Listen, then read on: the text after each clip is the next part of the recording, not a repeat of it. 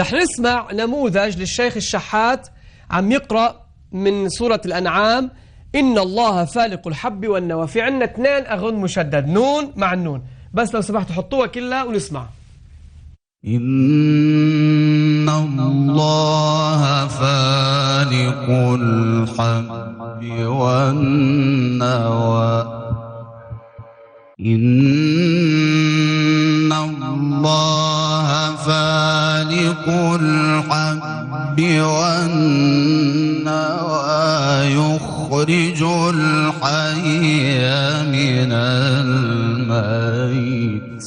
إن الله فالق الحب والنوى. قراءة جدا رائعة، عم يقرأ بالقرار ومقام البيات. شوفوا قديش شبع الغنة.